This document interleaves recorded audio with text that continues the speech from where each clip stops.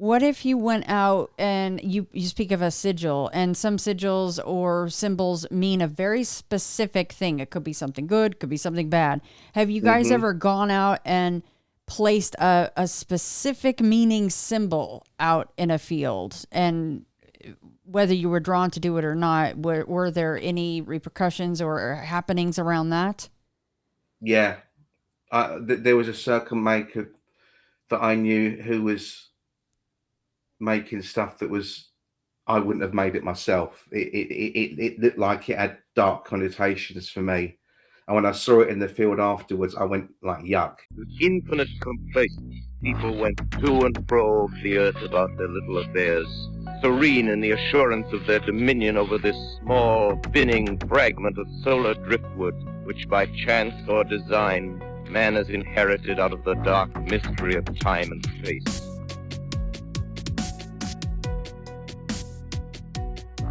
Well, welcome back, everybody. And on this episode of Into the Fray, I have a returning guest back on with me, and that is D. And he was on episode 490. I titled that It Can't Be People. And that was the title of what was, I say just, but it's not just. It's a whole lot of work. It was a Substack, right, D? And now, Yeah, I knew back then, I kind of said, was it going to be a book? He said, yes, I'm working to compile a whole lot of information. Books are a lot of work. It is finally now going to be a book that is scheduled, I believe, mid-August, August 15th. And that is, I assume, still going to be titled It Can't Be People, with the subtitle Voices from the Inner Circle. And I wanted to yeah, open with basically the same way I did last time, because I re-listened to our first episode, and partially because I wanted to know what we had already covered. It can be hard to remember what we've already covered. Obviously, some of your own experiences, which I think should be brought up again, at least at a cursory way. But I hmm wanted to open in the same way that I was when you initially got in touch the very first time. It was about crop circles, right? That's what this is about, is crop circle making, but not in the way that you would assume. I just thought it was, oh, let's talk about craft and aliens coming down and making crop circles and why that is, and the usual conversation around crop circles. But that's not what it was. So this is about crop circles, but as I say, not in the way that everybody thinks of them. It addresses supernatural and high strange events reported by human crop circle makers before, during, and after the process. yeah. That's it. Perfect. Well, welcome back, Dee. It's so good to have you back. Congratulations on the what will be a hefty book. I have no doubt it took you many, many hours to compile everything, because I know that once you got into this, and you said it on the last episode, you wanted to give this whole thing a try. And if it was bollocks, as you guys like to say on that side of things, then you were just going to dismiss it. You're going to move on, whatever.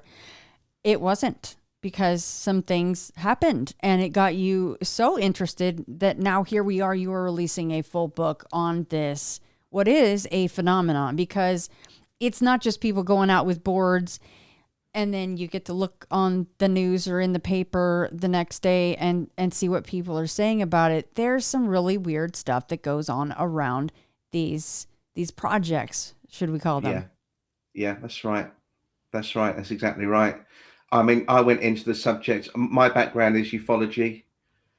Studied ufology. I've had this inherent interest in the paranormal since I was a child. When I saw Close Encounters as I was about 11, and it blew my head off. It's hard to explain, but when I saw Close Encounters, it looked like more of a remembrance of something. It was something that was already there. It's hard to explain.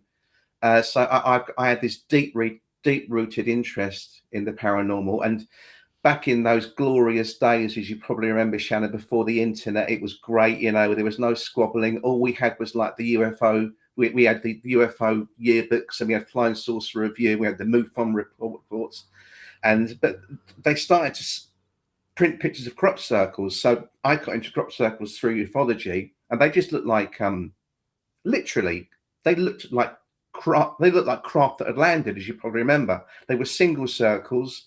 They looked like birthed flying saucers. Sometimes there were like 4 little satellite circles around the edges, so it looked like it was like landing gear from like the B movies, like The Day the Earth Stood Still. And you thought, what's that? You know, and they just looked like landed craft. But then in 1990, we started to see the Led Zeppelin cover. That was the big one from Morton Barnes in the East Field, where it was like sort of corridors and forks and door keys, you know. And at that point, you know, people should have looked at it and gone, well, no UFO looks like that, you know. And at that point, we should have completely divorced crop circles from the flying saucer landed, you know, the scenario. But unfortunately, it was so ingrained, pardon the pun, within the public consciousness by then, that people said, oh, no, okay, this isn't landed UFOs anymore. This is messages from our space brothers. It's a really clunky transformation that most of the researchers really do kind of like brush over. So I didn't realize how close Wiltshire was to where I lived in London. And then when I did realize, I thought, well, I'm going to go and see some of these things. And we had this resource called the Crop Circle Connector, and it showed you all the circles were. And it was like, it was plotting the points. As the circles landed, they showed you where they were. And in those days, because I believed that they were ET or time travelers or Gaia, you know, if there were like 10 circles to see, but you knew that two were man-made, as a believer, you just wouldn't go to those two. You're not interested. But I started to hear stories from people, normally third-hand stories, from people that were recording, you know, all of this weird stuff that was happening to them while they were making them. And that's where I became really, really sort of, because I was very disdainful of the crop circle hoaxes. I thought, you know, it was like, it's like what we were saying before. It's like Bigfoot and Nessie and ghost footage. The mystery is deep enough without you know fake you know hoaxers and fake people coming through. You know, I always say the analogy is like the magician with the cups. The mystery is deep enough. You've got the magician, the cups, and the ball, but you don't want. And then some idiot comes and adds another 10 cups. You know, so I was really disdainful of the supposed crop circle hoaxers until I realized that they were getting a lot of dream-driven events. A lot of strange things were happening to them. Like, for one example, one thing I've got in the book here is that this guy had this dream to he had a circle in his dream, and he woke up the next morning and he thought, I don't think that's ever been done before. And he got his helix protractor set and his compass out, and he drew it and thought, yeah, I reckon I could do that. So he phoned up his friend and said, look, I've got this really nifty idea for a circle that I dreamt. It's probably too complicated for me to, you know, tell you the mythology over the phone. Can I come round your house now? And I'll show you it. And if you like it, we can do it. And he went, yeah, sure. And on the trip to his house, which is about 3 miles, this circle was in a field to his left-hand side. He said he drove past this field that he had this like internal vocalization to look over at this field. And he said, I had no reason to, because it was part of my commute and I'd looked at it 1,000 times, but something kind of made me look. And there was that exact crop circle that I was going to make. And I saw it driving to my friend's house. So the journey was negated. So that's the sort of thing that I got really interested in, you know. So in that particular case, Dee, did he go out into the field and try to confirm if it was other crop circle makers, or, you know, how is, or is it broken down sometimes to where you go, well, that may have been the quote unquote space brothers coming down and doing something, where you can't confirm at the very least that it was 100% people? I think with those initial circles from the 80s, the thing that birthed the whole thing, they were their precedent was the 1970s tully nests, which were like these flattened circles in grass, which were found in Australia. They've actually never been explained. Okay, and they were the impetus for Doug and Dave to start doing basic circles over here. So, and we get situations now where a circle's made, and then you go back the next day and there's an addition to it, and it's normally a single circle. If the addition is like arguably paranormal, it's normally something that's really simple. Okay, so what happens sometimes is that you'll have a diagram, and people will say, "Well, I think we should do this," and then they get outvoted by the rest of the team, and then when the circle's actually planted, that extra bit is actually from the extra bit from the diagram is actually there, and it's normally a single circle. But in answer to your question, I think this circle maker was so long in the tooth, but he wouldn't have had to stop the car, because by that time his mindset would have been that they are all made by people, so he wouldn't have actually. When it comes to the Space Brothers thing, it's more, even now we get single circles that we can't explain, but you don't tend to see them reported, Shannon, because unfortunately in this day and age, everyone wants bling. They want the complicated flashy stuff, they want the glitzy stuff. So a lot of these single circles don't actually get reported now because they're not interesting to people, because they're not pretty, you know. So the last time we talked, it sounded like it was happening in a specific area. Is that still the case now? That's a good point, because obviously it's a year since I spoke to you. So out of interest, I spoke to like Italian makers and French makers, because I wanted to see if they had any of these strange stories for me, and none of them did. So I originally went to the erroneous conclusion that it must be just Wiltshire, and it just must be just Neolithic ancient sites in Wiltshire. But then I started to speak to more circle makers, and we were ascertaining that it was happening at other sites. But the key correlation was those sites also had Neolithic and ancient sites within them, you know. So when I spoke to you last year, I was a bit wrong, because I was saying, oh, Wiltshire, it's all Avebury, all Stonehenge. But I've interviewed people since, and where they've been out of the area, I initially thought, oh God, my research has been wrong.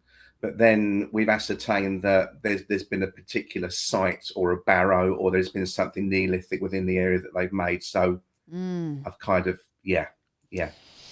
Well, yeah, if that's where it's centered around, that the things that make you go, right? You're like, well, that can't be just nothing. Yeah, I think that the key takeaway is that I believe because I live in one of these areas. I live right on the doorstep of one of these big Neolithic sites.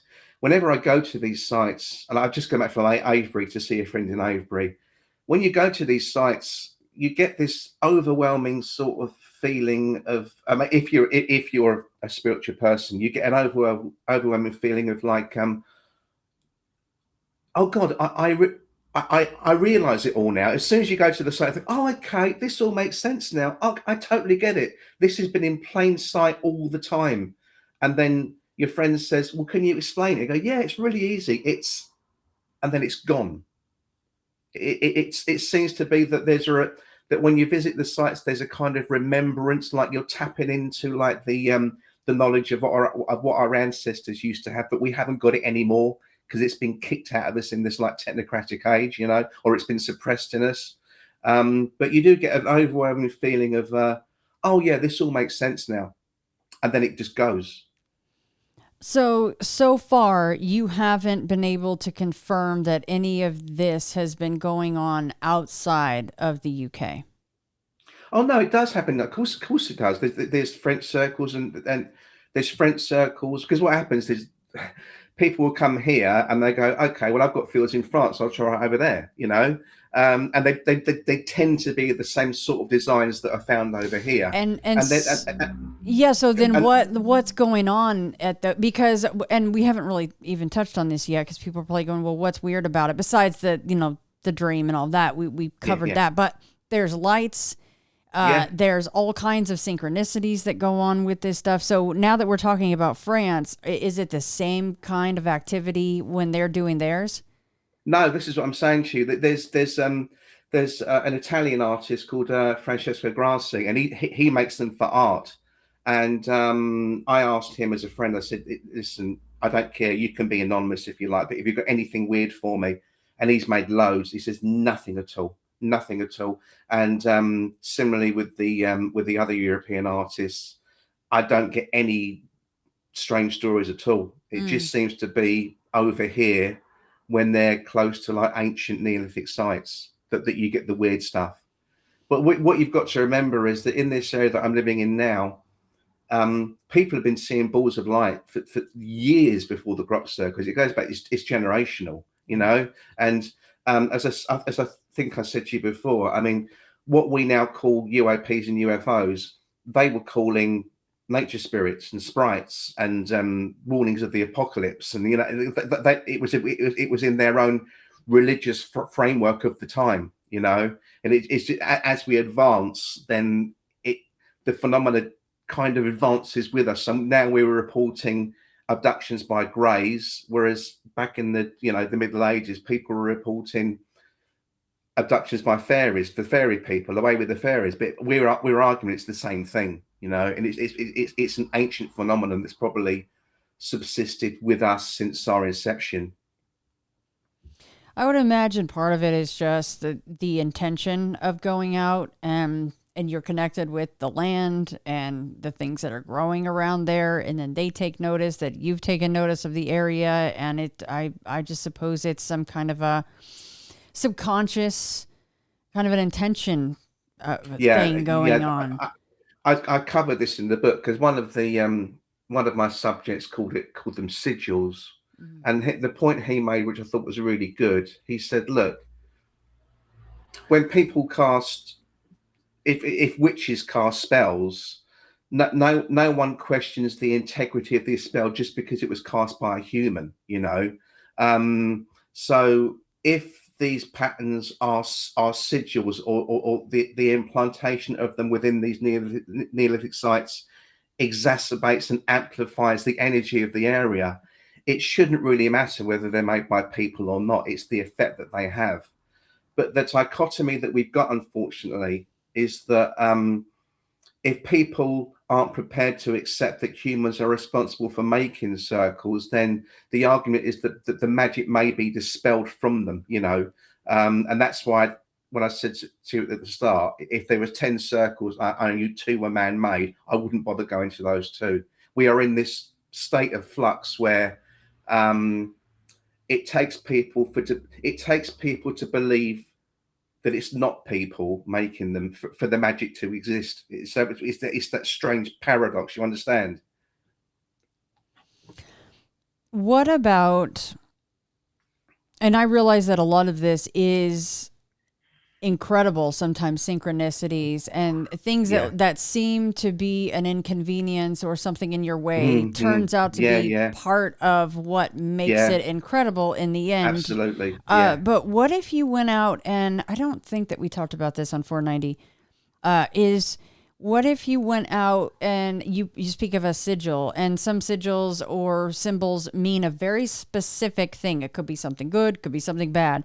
Have you guys ever gone out and placed a specific meaning symbol out in a field? And whether you were drawn to do it or not, were there any repercussions or happenings around that? Yeah. There was a circle maker that I knew who was making stuff that was, I wouldn't have made it myself. It looked like it had dark connotations for me, and when I saw it in the field afterwards, I went like, yuck, you know. And so yeah, because like I say in the book, it's magic. It's the intent behind it. It's who's wielding the wand. That's the person that you've got to be concerned with, because it's whether the power is exercised with good intent or with bad, you know, black or white. It's literally that. And there was a particular team that was going out and making circles that people just didn't like the look of. It looked like it was tempting fate. They were really, they looked not very harmonious. And I happen to know that they had bad luck afterwards, you know, certain engineering things. So the answer is yes. I can't go into it, but yeah, the answer is definitely right. And yes, there were repercussions to it. Yeah, and that's why I was always so careful what I placed when I was going out and as part of teams. I wanted to know what we were making beforehand before I'd agreed to do it for that very reason. And sometimes you go and make a circle in a particular place, and then there'd be hindrances to get you to the place. There'd be roadblocks or something, or there'd be like, you know, something will happen in the car or something external that you couldn't have planned happened. So you think, well, we're not going to go home. We'll just put it here. We'll just put it here instead because we're, you know, this is easy.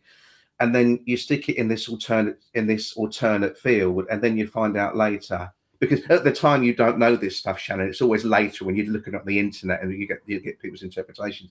Then we found out later that it had to go in that particular field because there was something relevant to that pattern, which was absolutely relevant to where it was, and it wouldn't have been relevant to the place that we were going to instead.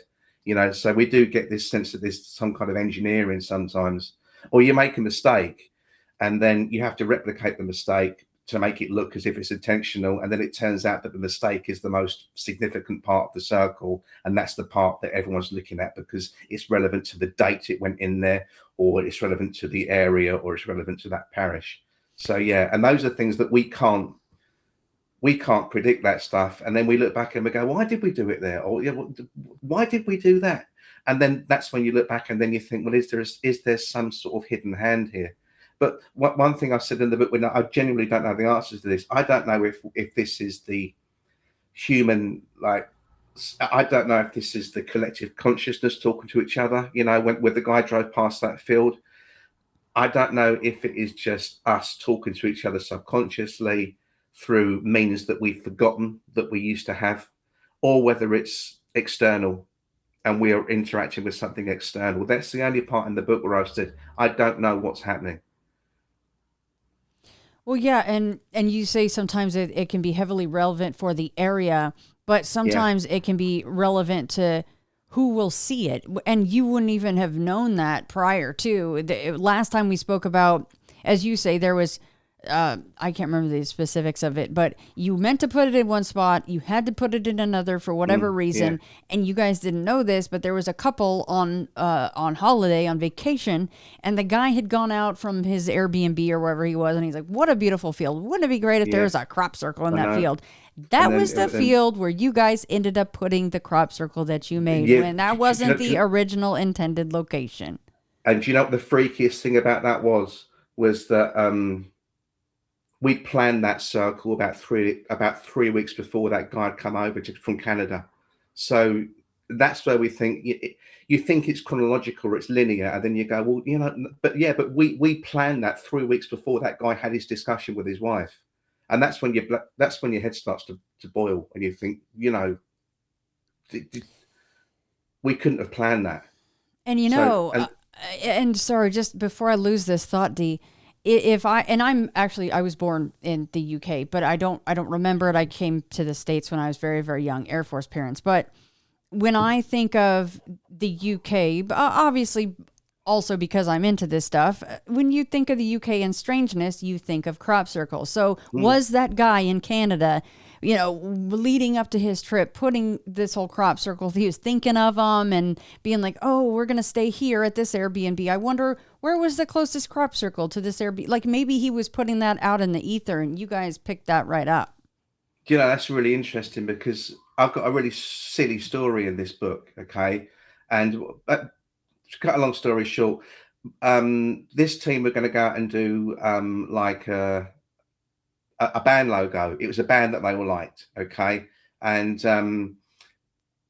but their logo had particular features in it, okay, and certain crop circle team members, sometimes they have like their bank signatures that they're really good at, okay, and like, okay, and sometimes other teams will borrow them because they say, oh, we want the feathering effect, can you come and help us with this? And anyway, this team wanted to do this band logo, and they all had their specialist sort of areas, and they had a separate piece of paper each, and they said, right, you do your bit, and they put them all together and said, yeah, this we could do this logo because of our individual skill sets. And then somebody says, well, you know, if you do that, you're going to be pretty stupid because you've been wearing that band's t-shirts all season, you idiots, you know, so it's going to be pretty easy to connect it to you. So they scrapped the idea. But then over the course of the next week or so, there were 4 circles in that immediate area. And each of these circles had an element of that band logo in their circles. And obviously, I say in the book, look, there's no way that an omnipresent force has forced this group of people to think of doing a band logo. It's obviously, you know, their idea, but it seemed like the intent had floated. It was like in the ether and had been plucked down by the other makers, you know, unconsciously.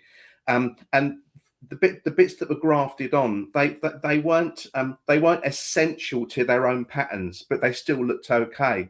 But that freaked them out because they said, well, that's my arch thing, and that's, you know, and each composite part was in a different circle over the next week or so, and they were really close to the area as well. So I think you're right. I think it's just the intent, and the thing I said about the diagram before. There was this couple of teams and they were saying, well, I want that circle in there.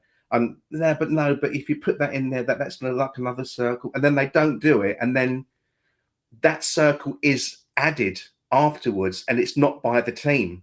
And then the team go, well, you know, I told you it was supposed to be there. I told you it was supposed to be there. Something's put it there, you know. And those tend to be like single circles, those additions, nothing complicated.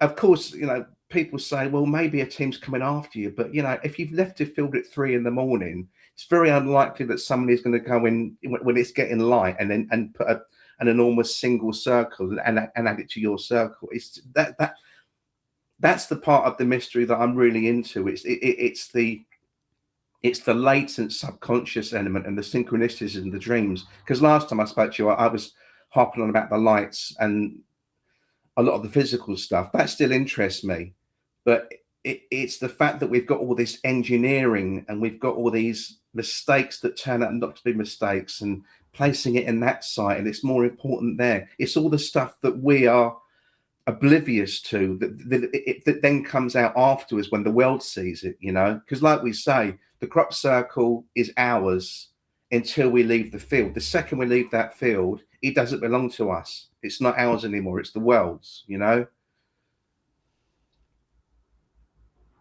How often do you guys go back after a circle is done? And if you do, what's the wait period to see if things are changed or added on?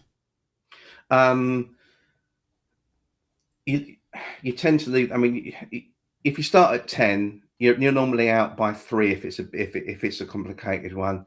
I've been back in at 9, you know, and I haven't seen any additions in mine. But when you go back and it's full of people and you think, well, we did that and it was only 6 hours ago, you know. But we equally know that were we to tell anybody in that field that we'd done it, would be firstly would be shouted down as fantasists, and nobody would believe us because the intent to believe is so strong that it can't be people. But secondly, we wouldn't really want to rain on anyone's parade, you know. And the only reason why I'm actually doing this book now, if people are saying, well, you know, if you want to retain the magic, why are you doing it? And the reason why I'm doing it is because the current reality that's perpetuated by, you know, the people that write about this stuff, it's so away from the actual reality that we're like saying we're the only voice that's not been heard. So we're just giving you our perspective to say, look, the mystery is just as deep, even with people in there. You know, it's if you insert people, we've still got synchronicities, we've still got orbs, we've still got apparitions. It's all still there. We've still got the batteries draining. We've still got mobile phone signals draining. It's all there. I've been in circles that I've made or I've been involved with the next day, and people's phones are back in the 90s. This was 2000s, and people's phones are draining. The batteries are going. The cameras were going. and we're thinking, well, this is mental, because that was us last night, you know. That's But when that energy, I'm sorry, Dee, that tends to that tends to dissipate though. So if it's been there for a few weeks, that those kind of reactions to like to electronics, that they tend to deplete. But sometimes what happens is, I'm a believer in the fact that it's just the belief of the visitors that they actually can enhance that charge as well. Because sometimes you go to a circle 3 weeks later that's been really popular, and like thousands of people have been there, and it still feels charged, if you see what I mean. It still feels magical, you know. And we think that's perhaps because of the residue left by the visitors that have gone in there, that have had these great experiences. Because the other thing is that people think, because they've had a fantastic experience in a crop circle, that means that it can't have been made by people, you know. And that's something that I'm trying to get people away from, really, you know. It's what happens once it's there, rather than how it got there, that's important. And see, here we are talking about batteries draining and apparitions, and you go, well, that's a haunted location. And the fact that we are talking about that in the same breath that we are talking about orbs, lights, craft, and synchronicities, it goes to show you that all of these subject matters can be intertwined. Absolutely.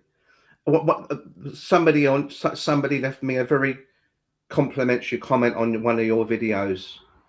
And he now follows me on Substack, and he's very complimentary. And he says that this is probably the most realistic explanation for crop circles that's out there so far, in that we're dealing with the muse here, Shannon. I mean, I know that you're a musician, you know, and a lot of musicians are attracted to this because sometimes you'll think, okay, what shall I put down in the field? And you're okay, well, I'll just draw this until I think of something better. And because your mind is kind of empty when you're doing that, you look at it afterwards and you think, what the hell is that? And that's the idea. It's like sometimes when songs come fully formed to people, and when stories come fully formed, we think that it's the muse, you know, and that there's something either latent within us, within our id or within our ego, or there's something external that when we empty our minds and say, right,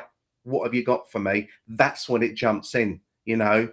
There's examples of, like, with some of the Beatles songs where McCartney's written a lyric and he's gone, oh, well, I'll just write that bridging line until I think of something else, blah, blah, blah. And then Lennon's gone, that's the best part of the song, because he's not thinking about it, you know.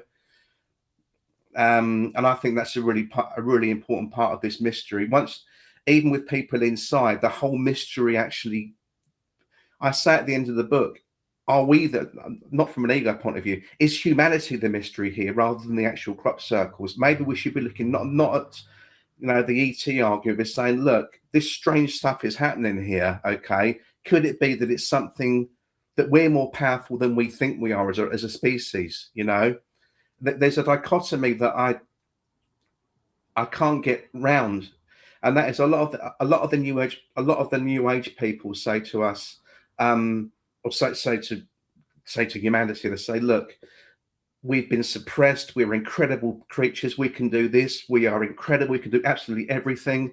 Oh, but we can't flatten corn. You can't have that, you know, because we want that to be aliens, you know. Do you understand? Yeah, that, I mean, when you say it like that, you go, oh yeah, you kind of get slapped down a little bit, right? With the thought that, oh no, that's not people, it has to be aliens. But that said, Dee, do you think there are instances where it isn't people? I think when you get those editions sometimes, and you look at it, and like the corn it doesn't look like it's been boarded. It's like quite high, and certainly some of those early circles from the 80s. There's no tram lines in the field. Sometimes the tram line is the bit which the tractors make, where they're like our entry points to get into the field. Okay, because people say, oh, you know, it can't be man-made. There's no footprints. There's no footprints because we go in the tram line, then we take big steps into the crop. Okay, so I understand what your question is, but I used to believe that. I used to think how this can't be done. But as I said, as a circle maker said to me, and this is one of the first pages. He says, when people say there's no way humans can do this, they're actually saying that they can't comprehend how we can do this. They don't have enough faith in their own species, you know. So when I first became involved, I looked at like the alien disc and thought, how the hell? There's no way people can do this. And then you go out with the teams, really good teams. I couldn't do it, but I've been involved in teams where the leader could do it. And then you go into a circle next time. You go, okay, well, I can't do this myself. I'm not experienced enough, but I can certainly see how it was done because we did that last night. Yeah. You know. But I was just stomping, but I watched the bloke do that last night. But you did kind of, you did hint that you think that some of the additions after you're completely done and folks have left, may be something else going on. Yeah, Shannon, that's not a hint. I'm not hiding that at all. I'm quite blazing about that. So what do you think that is? Do you think that is something literally the Space Brothers? Or you're not going to have the answer, of course, but what do you think that is then? I don't know what it is. I don't think it's aliens, but it's something that I just say it's an NHI. It's not something I can explain. You look at these editions and you go, or you look at some of the single circles, which I've been lucky enough to see. Sometimes you see them and they're not even single circles. They're like a splodge, you know. They're like really messy. It's like it's not quite done it properly. But then you walk into it and like the crop is like a few inches raised, and you think that can't be done by boards. But they don't get reported because nobody wants to see them because they don't look pretty on calendars, you know. So yeah, I'm totally of the mindset that there is something else there, 100%. And those single circles, the talliness, I don't know how they got there. But as soon as we started to do pictures, that's when the people became involved. And sorry, do you go ahead? No, go. When we started to do straight line, when we learned how to do straight lines and we learned how to get our geography sets out, our geometry sets out and plot these things so that, you know, a centimetre on the page is a foot in the field. That's when I think the people started to get involved. But those additions, and there's still single circles that I see now, and I go, I don't know what that is. It's not people. And as you said, also, sometimes you can tell because of the way you guys execute a crop circle. You can tell by the way some of the corn is bent afterward. You go, that's not boards, and people. That's not boards. Okay, yeah. Wow.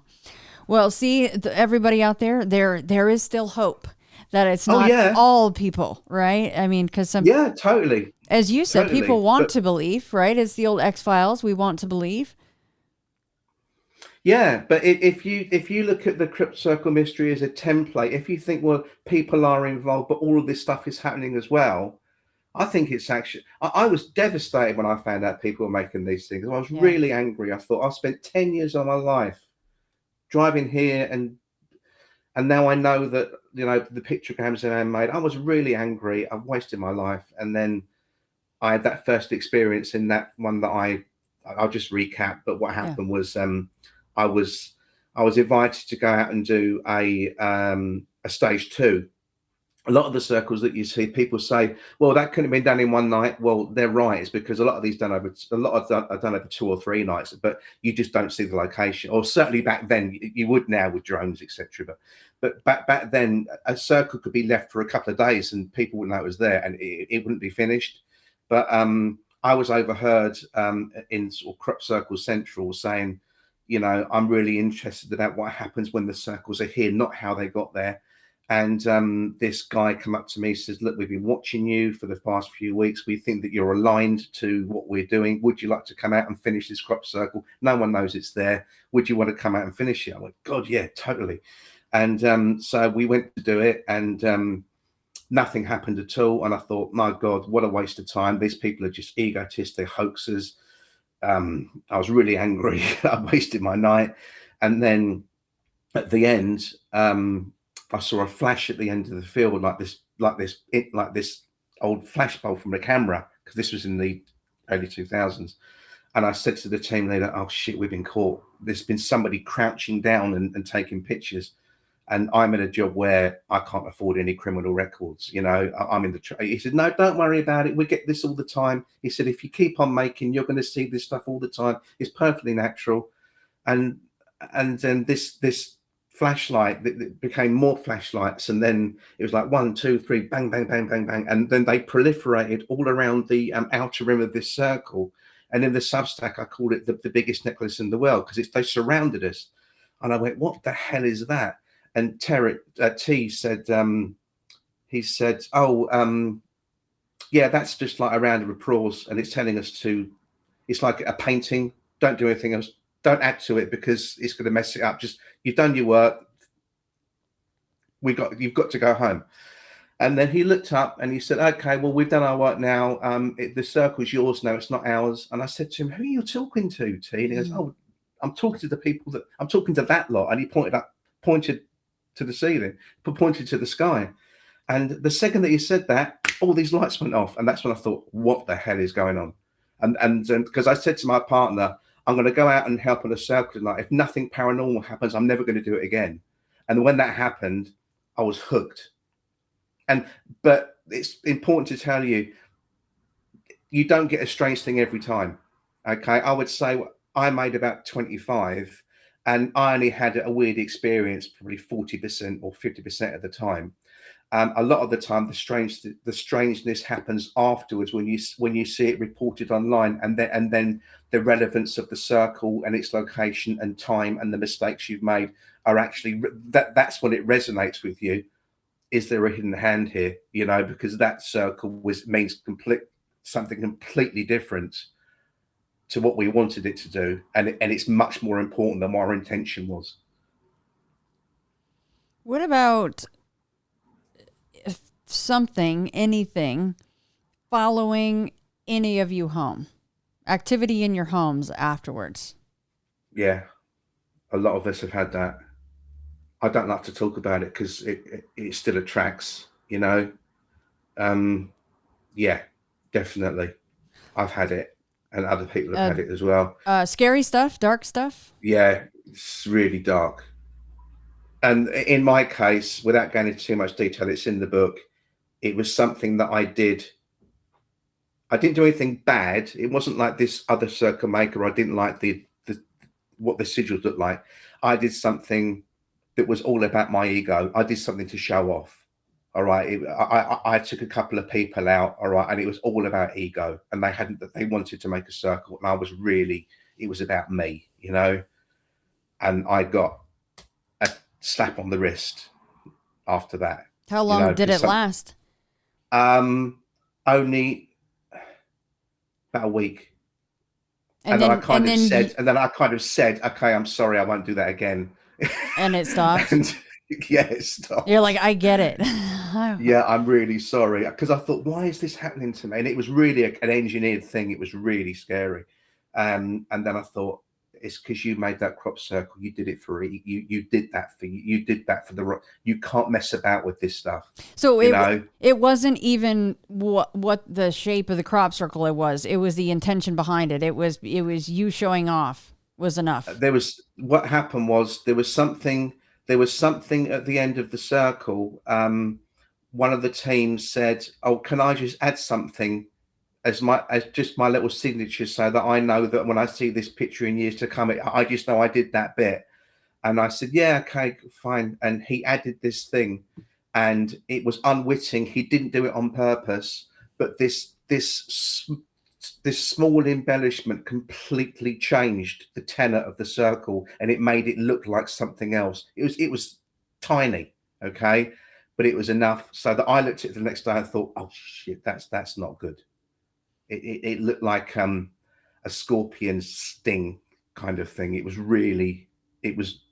just that one small embellishment. It just changed the whole circle. So it was a combination of my ego and me doing it for the wrong intentions, and this thing that I let this circle maker do, this kid do. And then I thought, that was you've done no, you shouldn't have done that. You know, I didn't know what he was going to add to. I've got to add that. I didn't know what he was going to do, and I thought it was all right because in the field, I couldn't see it at the time until I saw the aerial shots and went, "Oh, that's completely different now." And it got bad. It got negative connotations as well online. People said, "I don't like what that looks like." You know, did it look satanic or something? I wouldn't go that far. It just looked it. In the book, I say that within the landscape, we had this pastoral landscape, beautiful landscape, and it looked discordant within that landscape. That's what I said, and that's what I stand by.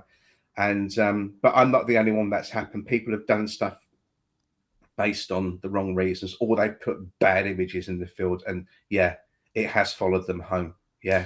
Okay, what about the for that particular crop circle that we were just talking about?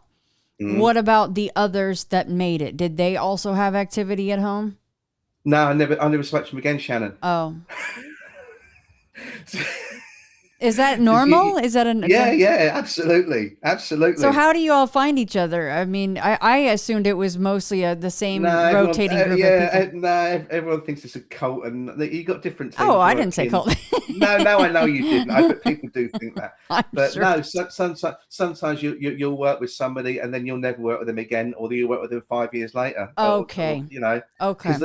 Because what happens is you get people going out with mentors like the great artists, and then the great artists or the older ones have retired now, they're too old to go out, and then they're like sort of proteges go out and they copy their mentors, you know, sort of signifiers until they get their own, and then they're off, and then it spreads, then they retire, and blah blah blah, and it goes on and on and on. And then you get other teams that have just come from nowhere, and you can see where the thing is, people say, oh, you can tell the crap circles because they're crap. What the researchers don't tell you, and what they know full well, a lot of them, is that if you see a really bad crop circle, that's just your new team starting out, you know. And it's like being in a rock and roll band. If you're in a rock and roll band, you can rehearse in artist's basement until you're really good, okay, and then you can go out and do a good gig. You don't get that luxury if you're a crop circle maker and you're new at it. You're rehearsing in the open air, you know, and all your first botched attempts are going to be there for the public to laugh at, you know. No, it's not like it's not like interchangeable paper. There is a lot of that, but it's not just that. You know, it's you can work with people and never see them again. So you just mentioned the up and coming crop circle maker. They're just starting out, right? So their crop circles aren't as tight, aren't as pretty, aren't as fantastical. Yeah. If you take that group of people and that crop circle, and then you take 10-year seasoned veterans of this, does that mean that you guys over here with the fantastical, beautiful, perfect crop circle has more activity than the less beautiful crop circle? What you mean? No, I've seen activity in badly made crop circles. I've seen like the magical stuff in badly made crop circles, because sometimes like even though it's been badly done, the intention was good, the spirituality was you know what I mean? Yeah, so, that's what I was wondering. That's a good, that's a really good question, actually. But sometimes you see a bad circuit, you think, well, that's just, you think, well, I can see what they're trying to do, because that looks like the pattern from last year, but they just haven't done it right. Yeah. And then 2 years on, it's the same teams making good stuff, you know, because they've learned through their mistakes through making, you know, just trial and error. All right, Dee, forgive this question, but I feel like I should ask, because we're talking about batteries draining, apparitions, the gamut of activity. So that said, have you, or has anyone that you've known that goes out and does these crop circles, has anyone ever gone out and tried the Estes method, or done a Ouija board, or had a seance, or, you know, tried to bring other ways of, because obviously you're already communicating while you're the intent behind it, getting there, doing the crop circle, that's communication in some way, shape, or form already with something. What about other forms? Have you done that? No, what we do, the closest to what you've said is that we do, and the first time I saw this, I thought, what's he doing? But you do an incantation. So, so what will happen is you'll get before you start, it's not scripted. There's no, you don't read it out or anything. It's just, it's from the heart. You basically say, look, can we be protected in our endeavors tonight? Can we not be caught? Can we be harbored from any dangers? And can you help us? And can you make sure that whoever encounters this after us when we've left has a joyous experience, and it brings them something good to their lives? That's the extent of what we do. It's called the incantation, and seen it done many times. And there's no scripture to it. It's basically the same words. Just yeah. It's called the incantation. But those are the general gists of it. Please protect us. Please help us in our endeavors. Help us make a great one. And anybody that experiences it from tomorrow, can they get something really positive out of it? So, since it's been about a year since we've spoken, just to close out, can you share an instance, probably a recent one, so that way I don't think it's covered in 490, but a strange or a really impactful incident or synchronicity, something that you've come across that will be in the book as an example? Yeah. Did I talk to you last time about that little coven of girls? I don't think so. All right. This is, I put this in the book really early. Okay. This wasn't me. This was another person. He was in bed and he was asleep, and at midnight he felt completely awake, and he said it wasn't like I'd roused. I felt like I'd been shaken by the shoulder, but I woke up. I felt like I'd been shaken awake, but the room was bare. It was dead on midnight. And he said I had this compulsion to make this particular circle in this particular field. It had to be this field. It had to be this particular pattern. But he said he was warm and he didn't want to. He's thinking the last place I want to be is by myself, because as if I'm going to get a team this time of night. The last place I want to be is in a field thrashing upon this design that is probably beyond my capabilities. Just forget it. And then he tried to go to sleep, and he was nagging and nagging and nagging. And he said in the end he had to get up. And it wasn't like a joyous calling or any religious, sort of thing. It was just like, it was the same thing as when your cat is pouring at you for food. The only way that you're going to stop it is by getting up, or if the barn door was going in the wind, you've got to get up. So obviously he couldn't get a team. So he used tent pegs as well. So because when the tent peg's in the soil, once you've like straightened the tape out, that the tent peg is equivalent to somebody standing there. So he got the kit out of his cupboard, drove to a particular field. I thought, I can't be bothered to drive anymore. I'm just going to do it here. And he parked up, took his kit out, went to start to do it in this field, felt nauseous, felt sick, felt terrible. And this thing was in high definition in his head, this same symbol. No, this field. Okay, so he gets out, drives to the actual field. As soon as he got there, he said he felt this rush of energy when he started to do the right thing in the right field. He said that the crop circle was beyond his capabilities. He wasn't really good enough to be able to pull it off, but it went without a hitch. And it was done in a couple of hours. But he said in the time that he was doing it, he could hear a rave over a ridge. It was like chanting, because there's a lot of parties in crop circle country at that time of year. People like getting by the fireside and campfires and playing guitars and bongos. There's a lot of that. Okay, so I thought, oh, there's obviously a rave going on.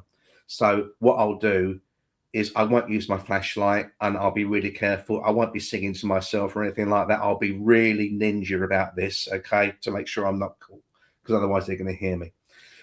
Got the crop circle done.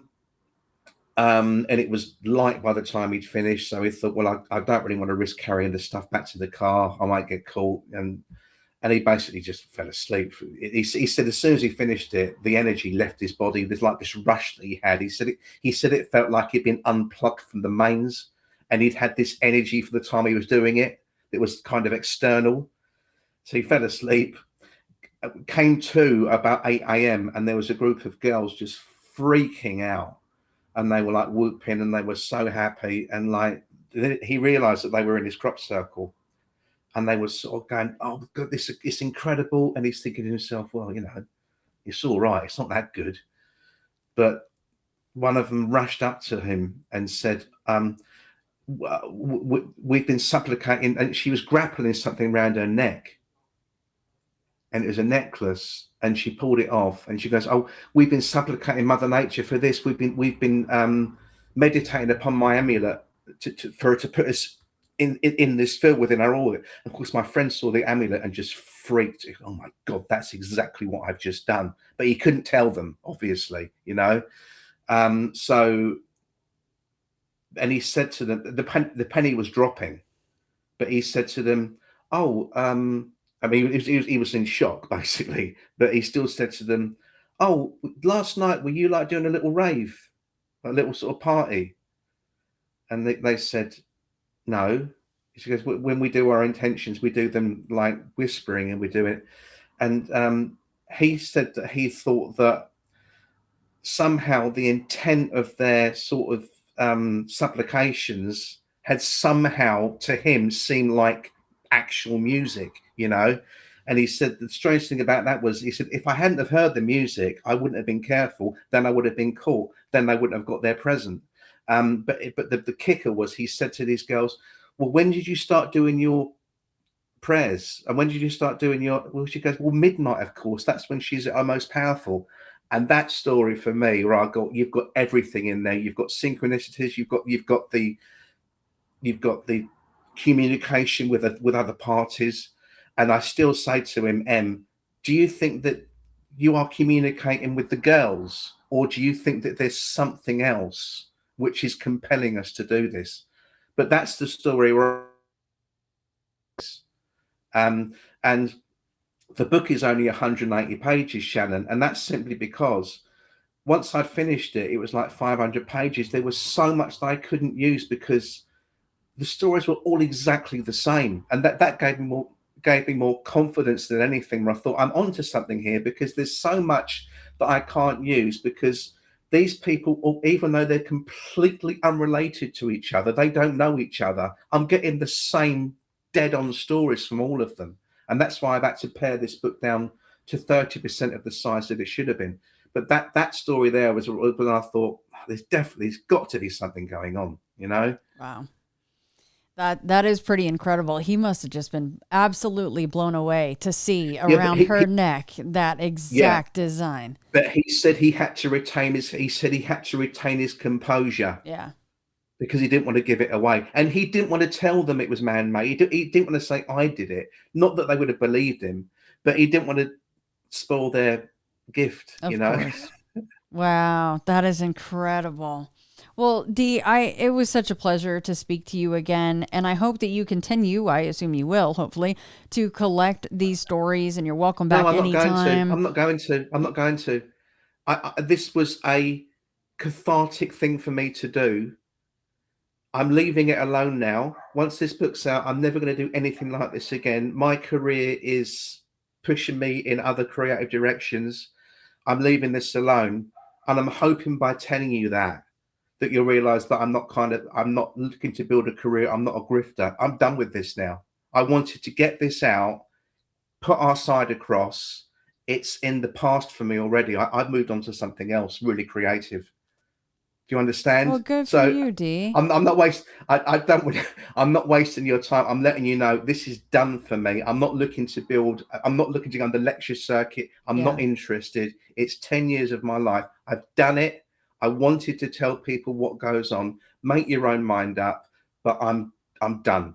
And my missus is certainly done with it, because she doesn't believe in any of this stuff. Well, I said, look, let me get it out, and I promise you, I will leave this alone now. But so we can talk about other things in the future, maybe, but it won't be this. Well, good for you, Dee. That is incredible. No, that's a wonderful answer. I think that's fantastic. And it must be, as you say, it's very cathartic. You've gotten it out. You put everything that you could have into this, And I'm done. and here she is. Okay, so that said, let's talk about, before I let you go, where... You didn't think you were going to get that answer, did you? No, actually, I didn't. It's always because it's always the same. It's always that same back and forth for things like that. Oh yeah, I'll come back on in another couple of years, and you're like, bye bye. Yeah. No, I think that's wonderful, Dee. I really do. No, I wasn't expecting that, but I think that's great. And once the energy is expelled for something and you don't have a passion for it anymore, you shouldn't just keep hanging on to the threads. Why? What am I hanging on to? It's done. Yeah. I wanted the story to get out there, and there's 2 other books like this coming out this year, so I think that's quite telling as well. Yeah. There's 2 other people doing this, so obviously there's something in the air, maybe with disclosure, I don't know, but it's really odd that there's 2 other books coming out and we didn't know about each other. Wow. Where there's 3 of us doing this. Yeah. Wow. Yeah, that is very telling. Well, okay, so share as much as you can as far as can people still go on the Substack when this book is expected? Yeah, the Substack's free. It's called It Can't Be People. And you'll find it is substack.itcan'tbepeople.com. I've been updating it every sort of couple of weeks with a new story and interview, so you'll be on here in a couple of weeks. But the book, it's It Can't Be People, Voices from the Inner Circle, Citizen D, and it'll be coming out on the 15th of August. And I said to you just off air there, my identity will probably come out. A lot of people know who I am, but I'm hoping that by remaining anonymous by choice, and that being outed won't be my doing, you'll see that this isn't an ego thing. Okay, otherwise I'd have been coming in and shouting my own name. Okay. The reason why I called it under Citizen D is because I just want the stories to talk, and it's not about me. It's about what I've collated over the past 10 years, and that'll be out on Amazon, probably just paperback worldwide, 15th of August. Yeah, that is what I was going to ask. Is Amazon? You can't get away from the Zon, right? Well, Dee, thank you so much for coming back on, and I'll talk to you again, but it won't be about this subject, obviously. You did throw me for a loop there. Like, what did now you say? Know I'm genuine now, because I'm not looking to make a career out of it. I was like, let me check my earbuds here. Did I just hit? No, I'm out. I'm done. Well, you've done incredible work. So it's I mean, not for nothing. It's a fascinating subject. And for me to, look at something and go, oh, this conversation's going to sit in this little box. And then I kept reading, referring to my first contact with you. And I go, ooh, wait a second. It's over here. I love that. What I'd like to say at the end, just to finish with this, I'm not going to burst your bubble, and if you want to believe that some crop circles are made by other forces, and the pictogram, that's fine. Okay, I don't care. Go on your own journey. I'm not going to burst your bubble, but just bear in mind that when you see people, belittling hoaxers and saying that, well, these are hoaxers, what you've got to realize is that for something to be hoaxed, there must be a definitive article which can be proved not to have been made by people, and we think that there is no such definitive article. Okay, so even if you're part of your journey where you're not prepared to accept that all crop circles are made by people, the takeaway is the fact that they are made by people, or some are made by people, in your opinion, there's still something really effing weird going on. Okay, so don't dismiss it. There's still don't throw the baby out with the bathwater. There is something really odd going on. It could be us. It could be us relating to something else, or it could be just humanity, and we're the mystery. I think that's a beautiful place to end it. Thanks again, Dee.